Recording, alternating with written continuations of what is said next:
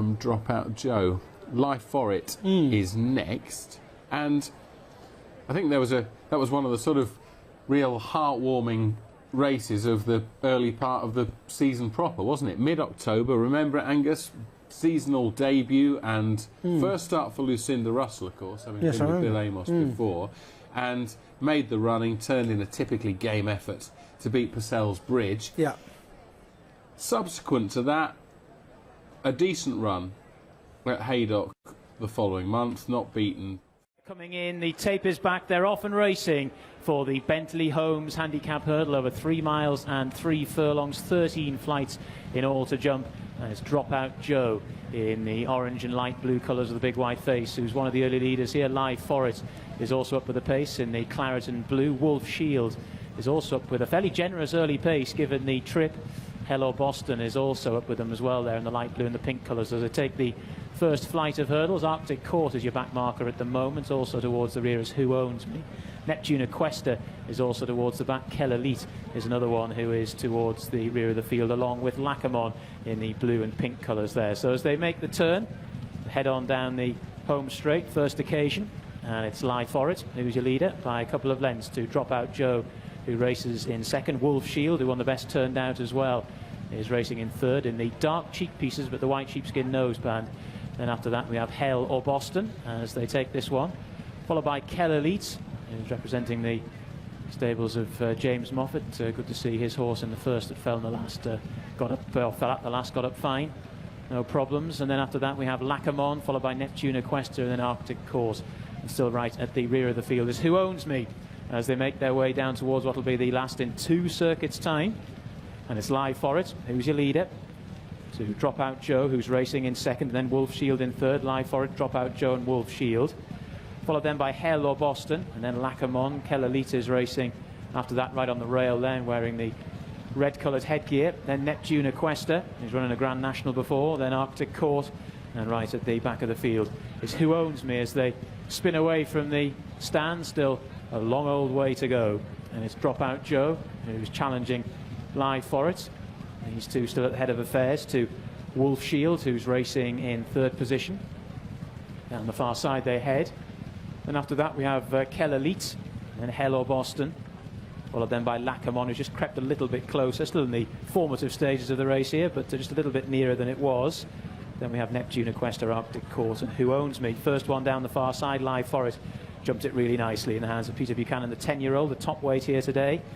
So in second position Wolf Shield, Dropout Joe towards the right in the orange and light blue colours is still running pretty prominently as they take that one. Then Kel Elite, Hell or Boston just being niggled ever so slightly. Then we have Lacamon. In fact, Hell or Boston is now having the whip drawn as they make their way down towards the turn out of the back straight. Live Forrit, Dropout Joe. Then we have Wolf Shield, who's racing in third position. Then in fourth, Hell or Boston, Kel Elite, followed by Lacamon and Neptune Aquesta. Who Owns Me still towards the back of the field, and Arctic Course, who's course winner here, is just getting a little bit further detached as they take that one. And it's Live Forrit who's your leader, to Dropout Joe racing in second position. Wolf Shield is still there in third spot in the maroon colours with the grey sleeves, and Hell or Boston, followed then by Kel Elite, who's up the inside, then Lacamon. Arctic Court is making a little bit of headway up the inside. I incorrectly called it as the one that was struggling at the rear of the field. It's Who Owns Me who's struggling at the rear of the field as they make the turn into the home straight on the second occasion. Live Forrit, the leader, jumps it well to in second position Wolf Shield. And Dropout Joe's just being niggled and nurdled along there in third position, but still maintaining a fairly prominent spot. Hell or Boston is in fourth, but under sufferance. Then we have Lacamon getting that little bit nearer now as well is Kel Elite. Dropout Joe is now under fairly vigorous riding as they come down to what will be the last next time round. Live Forrit the leader, Wolf Shield in second.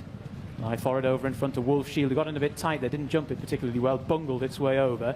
Then Lacamon and Kel Elite. Dropout Joe continues just to lose a little bit of ground. Then we have Hello Boston, who again is getting rousted along. Neptune Quest is just creeping into this. Then we have Arctic Course, who's trying just to latch on to the rest of them. And Who Owns Me is still being ridden along vigorously as they make the turn away from the stands out onto the final circuit of the track. There are 5 more flights of hurdles to negotiate. And it's Live Forrit who has negotiated them pretty well so far. Who's your leader? To Wolf Shield up the inside. Hello Boston now appears to be back trying, if not on the bridle, still trying to get that little bit nearer. Then Lacamon, who's racing quite nicely in 4th, followed by Kelelite. Neptune Quest, Dropout Joe is after that. Arctic Court in the green and yellow, Raymond Anderson green colours, still just about there, but quite a bit to do. And Who Owns Me is getting further detached as they take that one and head on down towards the 4th last. And it's Live Forrit in the claret and blue colours, still going very well. The top weight in the hands of Peter Buchanan.